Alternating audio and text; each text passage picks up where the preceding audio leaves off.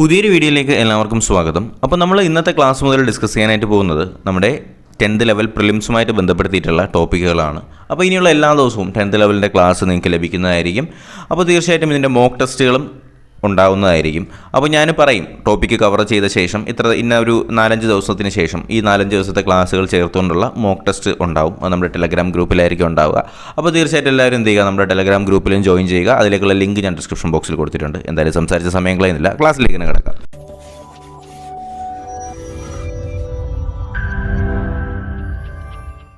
ഒന്നാമത്തെ ചോദ്യം, കേരളത്തിലെ മലനാടിൻ്റെ ശരാശരി ഉയരം എത്രയാണ്? കേരളത്തിലെ മലനാടിൻ്റെ ശരാശരി ഉയരം എത്രയാണെന്ന് ചോദിച്ചാൽ എത്രയാണ്?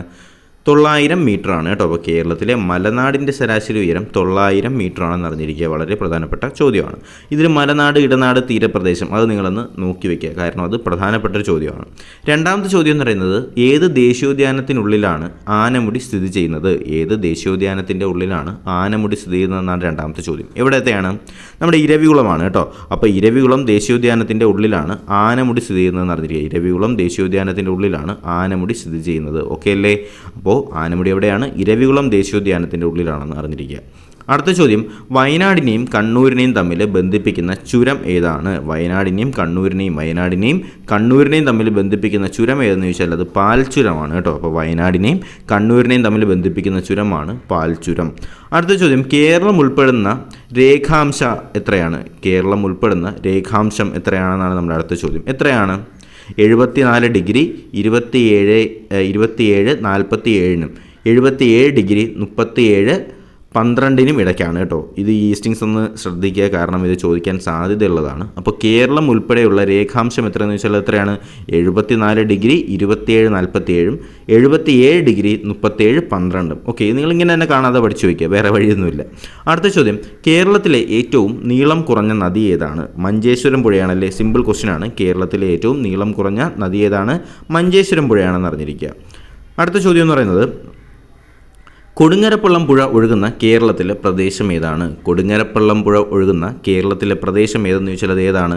അട്ടപ്പാടിയാണ് കേട്ടോ. നമ്മുടെ പാലക്കാട് അട്ടപ്പാടിയിലൂടെയാണ് എന്ത് ചെയ്യുന്നത്? കൊടുങ്ങരപ്പള്ളം പുഴ ഒഴുകുന്നത്. കൊടുങ്ങരപ്പള്ളം പുഴ ഒഴുകുന്നത് ഏത് പ്രദേശത്തൂടെയാണ്? അട്ടപ്പാടിയിലൂടെയാണെന്ന് അറിഞ്ഞിരിക്കുക. കൊടുങ്ങരപ്പള്ളം പുഴ, അട്ടപ്പാടി. ഓരോ ദൗത്യങ്ങളും ഓരോ സ്വപ്നങ്ങളാണ്.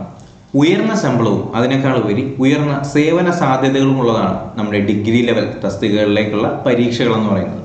അപ്പോൾ തീർച്ചയായിട്ടും നിങ്ങൾക്ക് ഇനി അടുത്ത ഡിഗ്രി ലെവൽ പ്രിലിമിനറി പരീക്ഷ വരാനായിട്ട് പോവുകയാണ്. അപ്പോൾ നിങ്ങളുടെ ഡിഗ്രി ലെവലിൻ്റെ പ്രിലിമിനറി പരീക്ഷയ്ക്ക് വേണ്ടിയിട്ടുള്ള ഒരു ക്ലാസ്സാണ് നമ്മളിപ്പോൾ ഓർഗനൈസ് ചെയ്തിട്ടുള്ളത്.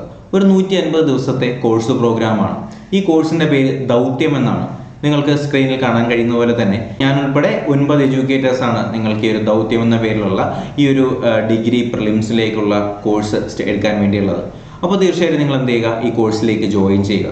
ജോയിൻ ചെയ്യാൻ നേരത്ത് നിങ്ങൾ HPL 10 എന്ന് പറയുന്ന കോഡ് ഉപയോഗിക്കുകയാണെങ്കിൽ നിങ്ങൾക്ക് തീർച്ചയായിട്ടും 10 മുതൽ 20% വരെ ഫീസിൽ ഡിസ്കൗണ്ട് ലഭിക്കുന്നതായിരിക്കും. അപ്പോൾ ജെറിൻസാർ ഉൾപ്പെടെ ഒരുപാട് എഡ്യൂക്കേറ്റേഴ്സാണ് നിലവിൽ നിങ്ങൾക്ക് ദൗത്യം എന്നുള്ള ഈ ഒരു ഡിഗ്രി ലെവലിൻ്റെ എക്സാം ബാച്ച് എടുക്കാനായിട്ട് ഉള്ളത്. അപ്പോൾ തീർച്ചയായിട്ടും ഈ ഒരു അവസരം നിങ്ങൾ നന്നായിട്ട് തന്നെ ഫലപ്രദമായിട്ട് ഉപയോഗിക്കും എന്ന് തന്നെ പ്രതീക്ഷിച്ചുകൊണ്ട് പുതിയൊരു വീഡിയോയിലേക്ക് നമുക്ക് കാണാം. കേരളത്തിൻ്റെ ആദ്യത്തെ ഡീസൽ പവർ പ്ലാന്റ് ഏതാണ്? കേരളത്തിലെ ആദ്യത്തെ ഡീസൽ പവർ പ്ലാന്റ് ഏതാണെന്ന് ചോദിച്ചാൽ ഏതാണത്? ബ്രഹ്മപുരമാണ് കേട്ടോ. കേരളത്തിലെ ആദ്യത്തെ ഡീസൽ പവർ പ്ലാന്റ് ഏതാണ്? ബ്രഹ്മപുരമാണ്. കേരളത്തിലെ ആദ്യത്തെ ഡീസൽ പവർ പ്ലാന്റ് ഏതാണ്? ബ്രഹ്മപുരം. കേരളത്തിൽ സ്വന്തമായി വൈദ്യുതി ഉൽപ്പാദനം നടത്തുന്ന ആദ്യത്തെ ഗ്രാമപഞ്ചായത്ത് ഏതാണ്? നല്ല ക്വസ്റ്റ്യനാണ്. കേരളത്തിൽ സ്വന്തമായി വൈദ്യുതോൽപാദനം നടത്തുന്ന ആദ്യത്തെ ഗ്രാമപഞ്ചായത്ത് ഏതെന്ന് ചോദിച്ചാൽ ഏതാണ്? മാങ്കുളമാണ്. കേരളത്തിലെ സ്വന്തമായിട്ട് വൈദ്യുതി ഉൽപ്പാദനം നടത്തുന്ന ആദ്യത്തെ ഗ്രാമപഞ്ചായത്ത് ഏതാണ്? മാങ്കുളം. കേരളത്തിലെ സ്വന്തമായി വൈദ്യുതി ഉൽപ്പാദനം നടത്തുന്ന ആദ്യത്തെ ഗ്രാമപഞ്ചായത്താണ് മാങ്കുളം. അടുത്ത ചോദ്യത്തിലേക്ക് കടക്കാം. ഷോളയാർ ജലവൈദ്യുത പദ്ധതി സ്ഥിതി ചെയ്യുന്ന കേരളത്തിലെ നദി ഏതാണ്? ഷോളയാർ ജലവൈദ്യുത പദ്ധതി സ്ഥിതി ചെയ്യുന്ന കേരളത്തിലെ നദി ഏതാണ്? ഷോളയാർ ജലവൈദ്യുത പദ്ധതി സ്ഥിതി ചെയ്യുന്നത് ചാലക്കുടി പുഴയിലാണ് കേട്ടോ. അപ്പോൾ ഷോളയാർ ജലവൈദ്യുത പദ്ധതി സ്ഥിതി ചെയ്യുന്നത് എവിടെയാണ്? ചാലക്കുടി പുഴയിലാണ് ഷോളയാർ ജലവൈദ്യുത പദ്ധതി സ്ഥിതി ചെയ്യുന്നതെന്ന് അറിഞ്ഞിരിക്കുക. അടുത്ത ചോദ്യം, കേരളത്തിലെ ആദ്യത്തെ ഗ്രാമഹരിത സമിതി രൂപീകരിച്ചത് എവിടെയാണ്? എന്താണ് ചോദ്യം? കേരളത്തിലെ ആദ്യത്തെ ഗ്രാമഹരിത സമിതി രൂപീകരിച്ചത് എവിടെയെന്ന് ചോദിച്ചാൽ അതെവിടെയാണ്? മരുത്തി ഹില്ലാണ് കേട്ടോ. മരുത്തി ഹില്ലിലാണ് കേരളത്തിലെ ആദ്യത്തെ ഗ്രാമഹരിത സമിതി. കേരളത്തിലെ ആദ്യത്തെ ഗ്രാമഹരിത സമിതി എവിടെയാണ്? മരുത്തി ഹില്ലാണ്. മരുത്തി ഹില്ല് കേരളത്തിലെ ആദ്യത്തെ ഗ്രാമഹരിത സമിതി എവിടെയാണ്? മരുത്തി ഹില്ലാണെന്ന് അറിഞ്ഞിരിക്കുക. അടുത്ത ചോദ്യത്തിലേക്ക് കിടക്കാം. തേക്കടി വന്യജീവി സങ്കേതം എന്ന പേരിൽ അറിയപ്പെടുന്ന വന്യജീവി സങ്കേതം ഏതാണ്? തേക്കടി വന്യജീവി സങ്കേതം എന്നറിയപ്പെടുന്ന വന്യജീവി സങ്കേതം ഏതാണ്? നമുക്ക് എല്ലാവർക്കും അറിയാവുന്നത് തന്നെയാണ്, പെരിയാർ വന്യജീവി സങ്കേതമാണ്. അപ്പോൾ തേക്കടി വന്യജീവി സങ്കേതം എന്നറിയപ്പെടുന്നതാണ് പെരിയാർ വന്യജീവി സങ്കേതം. തേക്കടി വന്യജീവി സങ്കേതം എന്നറിയപ്പെടുന്ന വന്യജീവി സങ്കേതം ഏതാണ്? പെരിയാർ വന്യജീവി സങ്കേതമാണെന്ന് അറിഞ്ഞിരിക്കുക. കേരളത്തിലെ ഏറ്റവും ജനസാന്ദ്രതയുള്ള ദ്വീപ് ഏതാണ്? കേരളത്തിലെ ഏറ്റവും ജനസാന്ദ്രതയുള്ള ദ്വീപാണ് വൈപ്പിൻ ദ്വീപ്. കേരളത്തിലെ ഏറ്റവും ജനസാന്ദ്രതയുള്ള ദ്വീപ് ഏതാണ്? വൈപ്പിൻ ദ്വീപ്. അപ്പോൾ അടുത്ത ചോദ്യത്തിലേക്ക് പോകുന്നതിന് മുന്നേ നിങ്ങൾ വീഡിയോ ഇതുവരെ ലൈക്ക് ചെയ്യാതെയും ചാനൽ സബ്സ്ക്രൈബ് ചെയ്യാതെയും കാണുന്നവരുണ്ടെങ്കിൽ തീർച്ചയായിട്ടും അതൊന്ന് ചെയ്യുക. കാരണം അത് ചെയ്താൽ മാത്രമേ അടുത്ത വീഡിയോസൊക്കെ നിങ്ങൾക്ക് നോട്ടിഫിക്കേഷനായി ലഭിക്കത്തുള്ളൂ. ഓക്കെ, അപ്പോൾ കുഞ്ഞാലി മരക്കാർ ട്രോഫി വള്ളംകളി നടക്കുന്ന നദി ഏതാണ്? നമ്മൾ കേട്ടിട്ടില്ലാത്തൊരു റയർ ക്വസ്റ്റ്യൻ ആണല്ലേ. കുഞ്ഞാലി മരക്കാർ ട്രോഫി വള്ളംകളി നടക്കുന്നത് ചാലിയാറിലാണ് കേട്ടോ. അപ്പോൾ കുഞ്ഞാലി മരക്കാർ ട്രോഫി വള്ളംകളി നടക്കുന്നത് എവിടെയാണ്? ചാലിയാറിലാണ് കുഞ്ഞാലി മരക്കാർ ട്രോഫി വള്ളംകളി നടക്കുന്നത്. ഓക്കെ അല്ലേ? അടുത്ത ചോദ്യം, ജലസേചനത്തിനായി ചാലക്കുടി പുഴയിൽ നിർമ്മിച്ചിരിക്കുന്ന ഡാം ഏതാണ്? എന്താണ് ചോദ്യം? ജലസേചനത്തിനായിട്ട് ചാലക്കുടി പുഴയിൽ നിർമ്മിച്ചിരിക്കുന്ന ഡാം ഏതെന്ന് വെച്ചാൽ ഏതാണ്? തുമ്പൂർമുടി ഡാമാണ് കേട്ടോ. തുമ്പൂർമുടി ഡാമാണ് ജലസേചനത്തിനായിട്ട്. ചാലക്കുടി പുഴയിലാണ് തുമ്പൂർമുടി. ചാലക്കുടി പുഴയിലാണ് തുമ്പൂർമുടി ഡാം. ജലസേചനത്തിനായിട്ട് ചാലക്കുടി പുഴയിൽ നിർമ്മിച്ചിരിക്കുന്ന ഡാം ഏതാണ്? തുമ്പൂർമുടി ഡാമാണെന്ന് അറിഞ്ഞിരിക്കുക. അടുത്ത ചോദ്യം, കേരളത്തിൽ മലിനീകരണം ഏറ്റവും കുറഞ്ഞ നദിയാണ് കുന്തിപ്പുഴ. കേരളത്തിലെ മലിനീകരണം ഏറ്റവും കുറഞ്ഞ നദി ഏതാണ്? അത് കുന്തിപ്പുഴയാണെന്ന് അറിഞ്ഞിരിക്കുക. അടുത്ത ചോദ്യം, കോയമ്പത്തൂരിനെയും പാലക്കാടിനെയും തമ്മിൽ ബന്ധിപ്പിക്കുന്ന ചുരമാണ് പാലക്കാട് ചുരം. കോയമ്പത്തൂരിനെയും പാലക്കാടിനെയും തമ്മിൽ ബന്ധിപ്പിക്കുന്ന ചുരം ഏതാണ്? അത് പാലക്കാട് ചുരമാണ്. കോയമ്പത്തൂരിനെയും പാലക്കാടിനെയും തമ്മിൽ ബന്ധിപ്പിക്കുന്ന ചുരമാണ് പാലക്കാട് ചുരം. കേരളത്തിലെ ആദ്യത്തെ ജിയോളജിക്കൽ സ്മാരകമായി പ്രഖ്യാപിച്ചത് എവിടെയാണ്? കേരളത്തിലെ ആദ്യത്തെ ജിയോളജിക്കൽ സ്മാരകമായി പ്രഖ്യാപിച്ചത് അങ്ങാടിപ്പുറം ലാറ്ററൈറ്റ് കുന്നിനെയാണ്. എന്താണ് ചോദ്യം? കേരളത്തിലെ ആദ്യത്തെ ജിയോളജിക്കൽ സ്മാരകം ഏതാണ്? അങ്ങാടിപ്പുറം ലാറ്ററൈറ്റ് കുന്നാണ്. കേരളത്തിലെ ആദ്യത്തെ ജിയോളജിക്കൽ സ്മാരകമാണ് അങ്ങാടിപ്പുറം ലാറ്ററൈറ്റ് കുന്ന്. കേരളത്തിലെ ആദ്യത്തെ ജിയോളജിക്കൽ പാർക്കാണ് അങ്ങാടിപ്പുറം ലാറ്ററൈറ്റ് കുന്ന്. കേരളത്തിലെ ആദ്യത്തെ ഭിന്നശേഷി സൗഹൃദ ബീച്ച് ഏതാണ്? കേരളത്തിലെ ആദ്യത്തെ ഭിന്നശേഷി സൗഹൃദ ബീച്ചാണ് ആലപ്പുഴ. കേരളത്തിലെ ആദ്യത്തെ ഭിന്നശേഷി സൗഹൃദ ബീച്ച് ഏതാണ്? ആലപ്പുഴയാണെന്ന് അറിഞ്ഞിരിക്കുക. അടുത്ത ചോദ്യം, ബോഡിനായ്ക്കന്നൂർ ചുരത്തിലൂടെ കടന്നു പോകുന്ന ദേശീയപാതയാണ് NH85. ബോഡിനായ്ക്കന്നൂർ ചുരത്തിലൂടെ കടന്നു പോകുന്ന ദേശീയപാതയാണ് NH85. ബോഡിനായ്ക്കന്നൂർ ചുരത്തിലൂടെ കടന്നു പോകുന്ന ദേശീയപാതയാണ് NH85. നാടുകാണി ചുരം സ്ഥിതി ചെയ്യുന്ന ജില്ലയാണ് മലപ്പുറം. നാടുകാണി ചുരം സ്ഥിതി ചെയ്യുന്ന ജില്ല ഏതാണ്? മലപ്പുറമാണ്. നാടുകാണി ചുരം സ്ഥിതി ചെയ്യുന്ന എവിടെയാണ്? മലപ്പുറത്താണ് നാടുകാണി ചുരം മലപ്പുറം. അടുത്ത ചോദ്യം, സ്വകാര്യ മേഖലയിൽ പ്രവർത്തിക്കുന്ന കേരളത്തിലെ ആദ്യത്തെ ജലവൈദ്യുത പദ്ധതിയാണ് ഏത്? മണിയാറ്. സ്വകാര്യ മേഖലയിൽ പ്രവർത്തിക്കുന്ന കേരളത്തിലെ ആദ്യത്തെ ജലവൈദ്യുത പദ്ധതിയാണ് മണിയാറ്. സ്വകാര്യ മേഖലയിൽ പ്രവർത്തിക്കുന്ന കേരളത്തിലെ ആദ്യത്തെ ജലവൈദ്യുത പദ്ധതിയാണ് മണിയാറെന്ന് അറിഞ്ഞിരിക്കുക. അടുത്ത ചോദ്യം, കേരളത്തിൽ ഏറ്റവും കൂടുതൽ ജലവൈദ്യുത പദ്ധതികളുള്ള നദി ഏതാണ്? ഏറ്റവും വലിയ നദി പെരിയാറാണ് അല്ലേ. അപ്പോൾ കേരളത്തിലെ ഏറ്റവും കൂടുതൽ ജലവൈദ്യുത പദ്ധതികളുള്ള നദി ഏതാണ്? പെരിയാറാണ്. ഓക്കെ, അപ്പോൾ കേരളത്തിലെ ഏറ്റവും കൂടുതൽ ജലവൈദ്യുത പദ്ധതികളുള്ള നദി ഏതാണ്? പെരിയാറാണെന്ന് അറിഞ്ഞിരിക്കുക. കേരളത്തിലെ ആദ്യത്തെ ഉരുക്ക് തടയണ നിർമ്മിച്ചിരിക്കുന്ന നദി ഏതാണ്? ഭാരതപ്പുഴയാണ്. കേരളത്തിലെ ആദ്യത്തെ ഉരുക്ക് തടയണ നിർമ്മിച്ചിരിക്കുന്ന നദിയാണ് ഭാരതപ്പുഴ. കേരളത്തിലെ ആദ്യത്തെ ഉരുക്ക് തടയണ നിർമ്മിച്ചിരിക്കുന്ന നദി ഏതാണ്? ഭാരതപ്പുഴയാണെന്ന് അറിഞ്ഞിരിക്കുക. കേരളത്തിലെ ആദ്യത്തെ സീപ്ലെയിൻ സർവീസ് ആരംഭിച്ച കായലാണ് അഷ്ടമുടിക്കായൽ. കേരളത്തിലെ ആദ്യത്തെ സീപ്ലെയിൻ സർവീസ് ആരംഭിച്ച കായലാണ് അഷ്ടമുടിക്കായൽ. കേരളത്തിലെ ആദ്യത്തെ സീപ്ലെയിൻ സർവീസ് ആരംഭിച്ച കായലാണ് അഷ്ടമുടിക്കായൽ. കേരളത്തിലെ മനുഷ്യനിർമ്മിത ശുദ്ധജല തടാകം ഏതാണ്? മാനാഞ്ചിറ തടാകമാണ്. നല്ല ക്വസ്റ്റ്യനാണ്. കേരളത്തിലെ മനുഷ്യനിർമ്മിത ശുദ്ധജല തടാകമാണ് മാനാഞ്ചിറ തടാകം. കേരളത്തിലെ മനുഷ്യനിർമ്മിത ശുദ്ധജല തടാകമാണ് മാനാഞ്ചിറ തടാകം. ഇംഗ്ലീഷ് അക്ഷരമാലയിലെ എഫിൻ്റെ ആകൃതിയിലുള്ള കായൽ ഏതാണ്? ശാസ്താംകോട്ട കായലാണ് അല്ലേ. അപ്പോൾ ഇംഗ്ലീഷ് അക്ഷരമാലയിലെ എഫിൻ്റെ ആകൃതിയിൽ ആകൃതിയിലുള്ള കായൽ ഏതാണെന്ന് ചോദിച്ചാൽ അത് ശാസ്താംകോട്ട കായലാണെന്ന് അറിഞ്ഞിരിക്കുക. കേരളത്തിലെ ഏറ്റവും വലിയ എർത്ത് ഡാം ഏതാണ്? ബാണാസുര സാഗറാണ്. കേരളത്തിലെ ഏറ്റവും വലിയ എർത്ത് ഡാമാണ് ബാണാസുര സാഗർ. കേരളത്തിലെ ഏറ്റവും വലിയ എർത്ത് ഡാമാണ് ബാണാസുര സാഗർ. കേരളത്തിലെ ഏക ലയൺ സഫാരി പാർക്കാണ് മരക്കുന്നം ദ്വീപ്. കേരളത്തിലെ ഏക ലയൺ സഫാരി പാർക്ക് ഏതാണ്? മരക്കുന്നം ദ്വീപാണ് കേരളത്തിലെ ഏറ്റവും വലിയ അല്ലെങ്കിൽ ഏക ലയൺ സഫാരി പാർക്കാണ് മരക്കുന്നം ദ്വീപ്. നമ്മുടെ നെയ്യാർ ഡാമിലാണ് കേട്ടോ. അടുത്ത ചോദ്യം, കേരള ഫോറസ്റ്റ് റിസർച്ച് ഇൻസ്റ്റിറ്റ്യൂട്ട് നിലവിൽ വന്ന വർഷം 1975. കേരള ഫോറസ്റ്റ് റിസർച്ച് ഇൻസ്റ്റിറ്റ്യൂട്ട് വന്ന വർഷം ഏതാണ്? 1975 കേരള ഫോറസ്റ്റ് റിസർച്ച് ഇൻസ്റ്റിറ്റ്യൂട്ട് നിലവിൽ വരുന്ന 1975 അറിഞ്ഞിരിക്കുക. കേരളത്തിലെ ആദ്യത്തെ പച്ചത്തുരുത്ത് ജില്ലയാണ് തിരുവനന്തപുരം. കേരളത്തിലെ ആദ്യത്തെ പച്ചത്തുരുത്ത് ജില്ല ഏതെന്ന് ചോദിച്ചാൽ അത് തിരുവനന്തപുരമാണ്. കേരളത്തിലെ ആദ്യത്തെ പച്ചത്തുരുത്ത് ജില്ല ഏതെന്ന് ചോദിച്ചാൽ അത് തിരുവനന്തപുരമാണെന്ന് അറിഞ്ഞിരിക്കുക.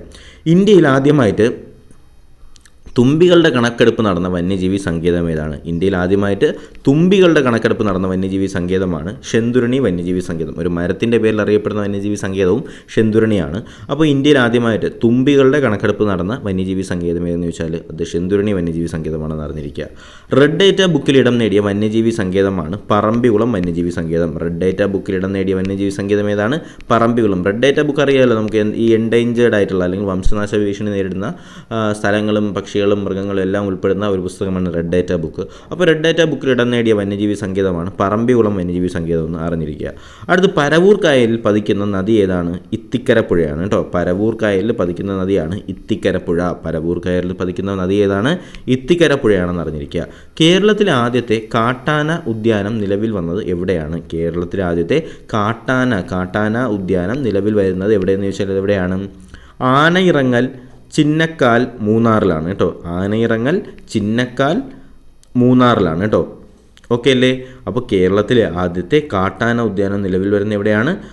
ആനയിറങ്ങൽ ചിന്നക്കാനാൽ മൂന്നാറിലാണ് കേട്ടോ. അപ്പോൾ മൂന്നാറിലാണെന്ന് അറിഞ്ഞിരിക്കുക. അതിൽ ആനയിറങ്ങൽ എന്ന് പറഞ്ഞ സ്ഥലത്താണ് കേട്ടോ. ആനയിറങ്ങുന്നിടത്തല്ലേ കാട്ടാന ഉദ്യാനം വരുന്നത്. ആ ഒരു രീതിയിൽ നിങ്ങളൊന്ന് ഓർത്തിരുന്നാൽ മതി. അപ്പോൾ കേരളത്തിലെ ആദ്യത്തെ കാട്ടാന ഉദ്യാനം നിലവിൽ വന്ന എവിടെയാണ്?